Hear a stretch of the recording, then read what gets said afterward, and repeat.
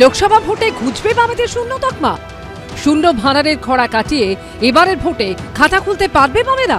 বঙ্গের রাজনৈতিক মহলে এই চর্চার মধ্যেই একটি সমীক্ষায় দাবি করা হলো লোকসভা ভোটে সিপিএম এর ঝুলিতে যেতে পারে 3টি আসন।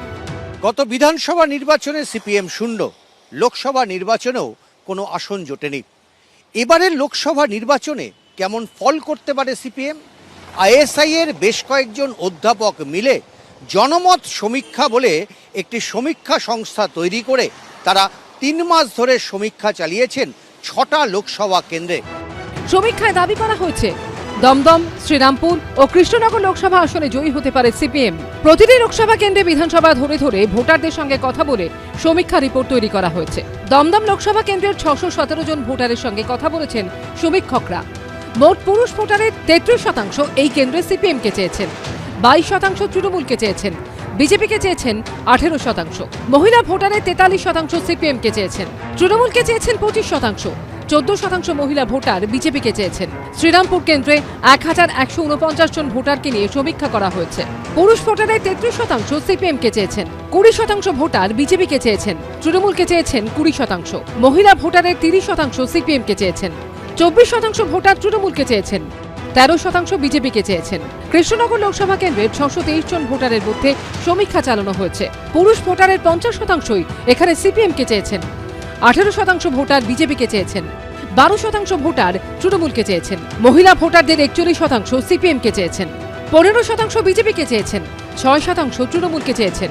সমীক্ষায় দাবি করা হয়েছে বাকি 3 লোকসভা কেন্দ্র কলকাতা দক্ষিণ, যাদবপুর ও হাওড়ায় সিপিএম লড়াইয়ে রয়েছে।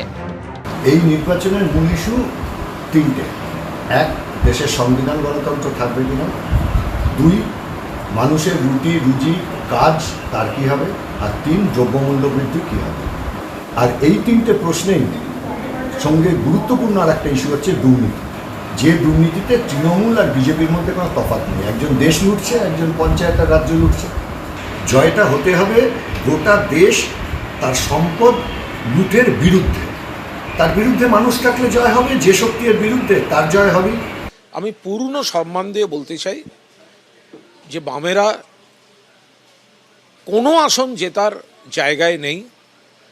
2-3টে আসনে বামেরা তৃণমূলের থেকে অনেকটা পিছিয়ে দ্বিতীয় হওয়ার লড়াইতে বিজেপিকে টেক্কা দিলেও দিতে পারেন, কিন্তু বামেরা জেতার জায়গায় কোনো জায়গায় নেই। কৃষ্ণনগরে গত পঞ্চায়েত ভোটে প্রায় 28 থেকে 30% ভোট পেয়েছিল বামেরা। দমদমে পঞ্চায়েত এলাকা সামান্য হলেও সেখানে ফল ভালো হয় বামেদের।